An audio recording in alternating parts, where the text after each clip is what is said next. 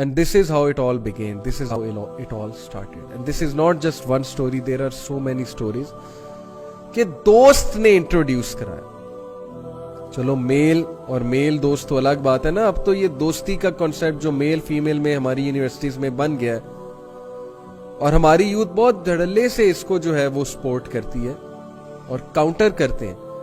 نبی اکرم صلی اللہ علیہ وسلم کی حدیث ایک طرف کہ جب مرد اور عورت اکیلے ہوتے ہیں تو تیسرا شیطان ہوتا ہے.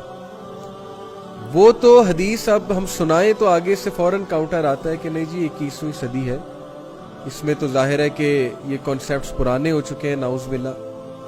اب تو سارے پڑھے لکھے ہیں, ویل ایجوکیٹڈ ہیں, اب تو سب غلط اور صحیح کو سمجھتے ہیں. تو یہ پرانی باتیں ہیں کہ مرد اور عورت میں اختلاط ہو, مرد اور عورت میں انٹرمنگلنگ نہیں ہونی چاہیے, یہ پرانے دور کی باتیں ہیں, نعوذ باللہ. This is what is said in the reply to these things. لیکن اگر سارے پڑھے لکھے ہیں, اگر سارے ڈیسنٹ ہیں, اگر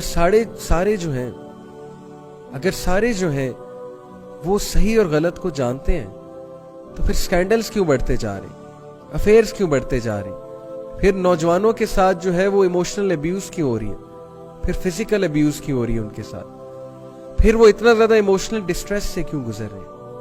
سیدھی سی بات ہے کہ جب آپ اللہ رسول کے بتائے ہوئے لاز کو سرپاس کریں گے, اور سرپاس نہ صرف سرپاس بلکہ ان کو اگنور کرتے ہوئے, ان کو کاؤنٹر کرتے ہوئے انہی ایکشنز میں انوالوڈ ہوں گے جو ہماری ڈیزائرز کہتی ہیں, تو پھر ڈپریشن میں جانا, ڈسٹریس میں جانا, ایموشنل ٹرموائل میں جانا, یہ بہت عام سے ایفیکٹس ہیں اور یہ بہت ایویڈنٹ ایفیکٹس ہیں اس کے.